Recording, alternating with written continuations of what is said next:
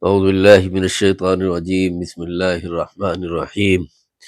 وَإِذْ قَالَ مُوسَى لِفَتَاهُ لَا أَبْرَحُ حَتَّى أَبْلُغَ مَجْمَعَ الْبَحْرَيْنِ أَوْ أَمْضِيَ حُقُبًا فَلَمَّا بَلَغَا مَجْمَعَ بَيْنِهِمَا نَسِيَا حُوتَهُمَا فَاتَّخَذَ سَبِيلَهُ فِي الْبَحْرِ سَرَبًا فَلَمَّا جَاوَزَا قَالَ لِفَتَاهُ آتِنَا غَدَاءَنَا لَقَدْ لَقِينَا مِنْ سَفَرِنَا هَذَا نَصَبًا قَالَ أَرَأَيْتَ إِذْ أَوَيْنَا إِلَى الصَّخْرَةِ فَإِنِّي نَسِيتُ الْحُوتَ وَمَا أَنْسَانِيهُ إِلَّا الشَّيْطَانُ أَنْ أَذْكُرَهُ وَاتَّخَذَ سَبِيلَهُ فِي الْبَحْرِ عَجَبًا قال ذلك ما كنا نبغي فارتدا على آثارهما قصصا فوجدا عبدا من عبادنا آتيناه من رحمة من عندنا وعلمناه من لدنا علما صدق اللہ العظیم۔ درس قرآن کی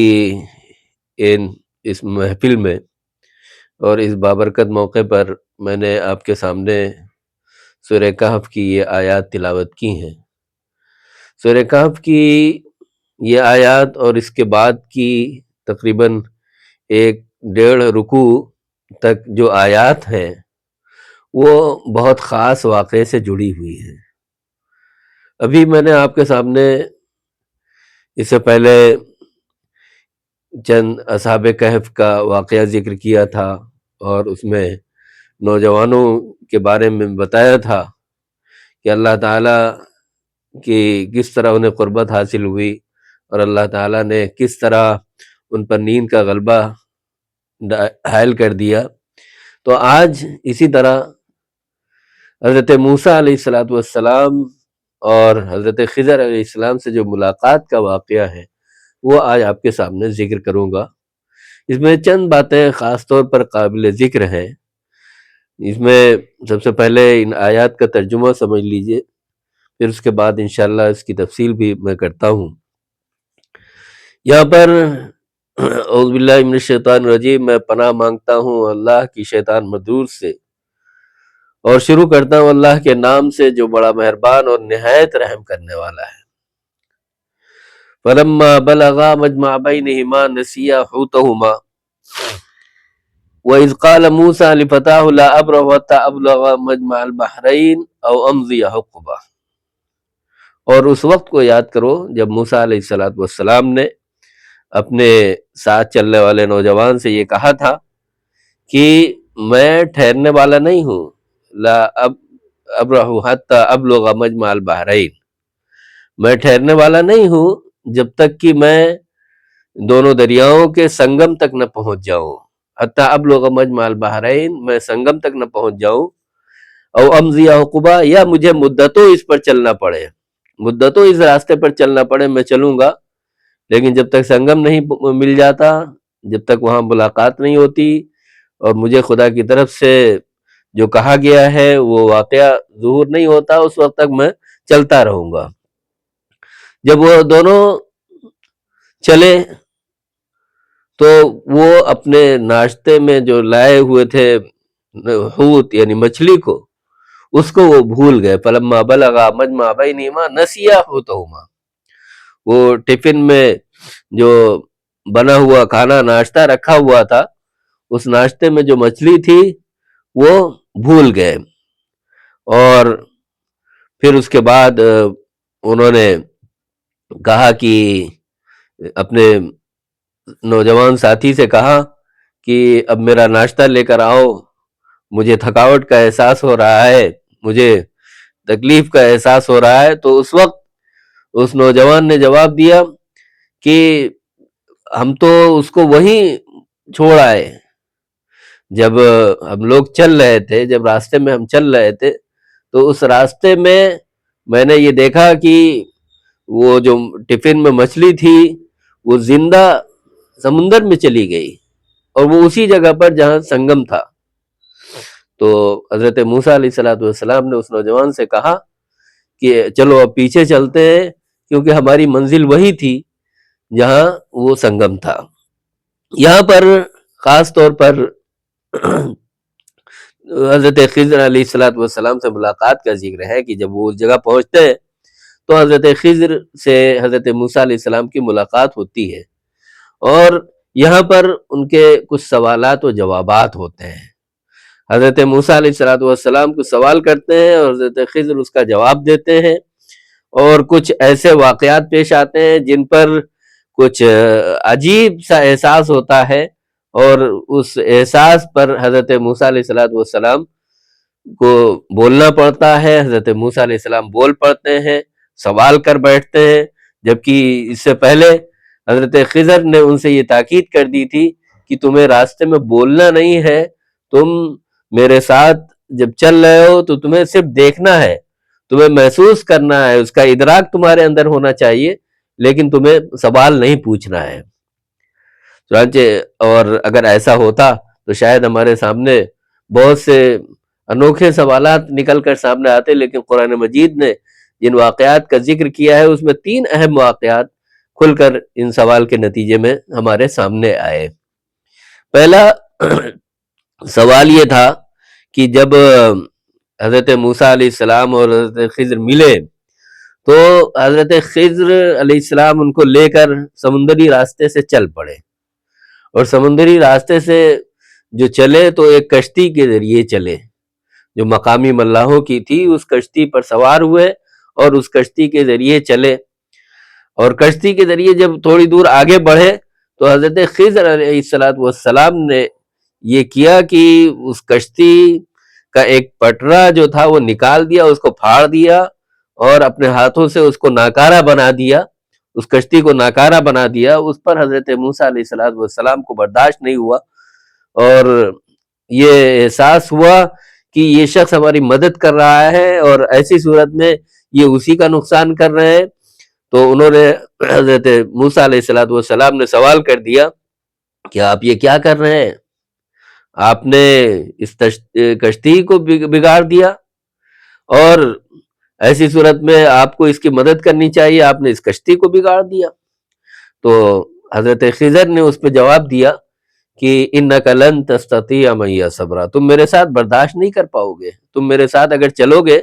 تو تم چپ نہیں رہ سکو گے، برداشت نہیں کر سکو گے، اس لیے تم میرے ساتھ زیادہ لمبا سفر نہیں کر سکتے۔ خیر، حضرت موسیٰ علیہ السلام نے معذرت کر لی اور یہ کہا کہ میں آپ سے معذرت چاہتا ہوں، اب میں آگے سے کوئی سوال نہیں کروں گا، میں آگے سے کوئی سوال آپ سے نہیں کروں گا، اور جو آپ دکھائیں گے، جس راستے پر، جس مارگ پر آپ چلیں گے، وہ میں چلتا رہوں گا۔ تو پھر اس کے بعد حضرت خضر علیہ السلام کا سفر طے ہوا، حضرت موسیٰ علیہ السلام کا سفر طے ہوا، ان کے ساتھ جو خادم تھا وہ چلا، کچھ دور چل کر دیکھا کہ ایک بستی تھی، وہاں کچھ بچے کھیل رہے تھے، چھوٹے بچے، معصوم بچے کھیل رہے تھے، اور حضرت خضر علیہ السلام نے ایک بچے کی نشاندہی کی اور اس کو پکڑا اور اس کا سر قلم کر دیا، یعنی اس کو مار ڈالا۔ اور اس پر پھر حضرت موسیٰ علیہ السلام کو عجیب لگا کہ یہ کیا کیا، ایک جان کو، جس جان کو کوئی لے نہیں سکتا، کوئی مار نہیں سکتا، اور کسی طرح یہ جائز نہیں ہے کہ اس کو قتل کر دیا جائے، اور یہاں پر انہوں نے اس کو قتل کر دیا، مار دیا۔ تو اس پر پھر سوال کیا کہ حضرت موسیٰ علیہ السلام نے کہا کہ آپ نے پھر اس بچے کو مار دیا، اس بچے کو آپ نے قتل کر دیا۔ تو پھر اس پر انہوں نے وہی بات کہی کہ لن تستطیع معی صبرا، تم میرے ساتھ برداشت نہیں کر پاؤ گے، تم میرے ساتھ نہیں رکو گے۔ تو حضرت موسیٰ علیہ السلام نے پھر معذرت کی اور کہا کہ اگر اب میں دوبارہ آپ سے کوئی سوال کروں تو پھر اس سلسلے میں پھر آپ معاف نہ کیجیے گا اور مجھے اپنے ساتھ ہٹا دیجیے گا۔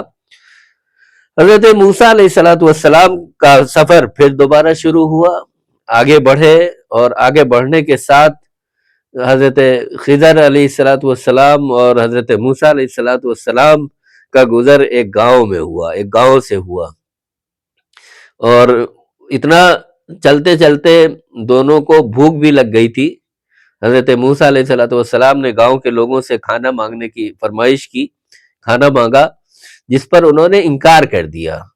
کھانا دینے سے منع کر دیا اور کہا کہ ہم تم دونوں کو کھانا نہیں دے سکتے۔ حضرت موسیٰ علیہ السلام نے وہاں پر دیکھا کہ جب وہ لوگ منع کر رہے ہیں تو غصہ بھی آیا، من میں غصہ بھی آیا کہ بتاؤ، ایک پردیسی ہے ہم لوگ، اور مسافر ہیں، مسافر کی لوگ رعایت کرتے ہیں، مسافر کی مدد کرتے ہیں، اس کا تعاون کرتے ہیں، اس کو کھانا کھلاتے ہیں. یہاں تو انہوں نے ضیافت سے انکار کر دیا، کھلم کھلا ضیافت سے انکار کر دیا. اور پھر واقعہ یہ پیش آیا کہ حضرت خضر علیہ السلام کا گزر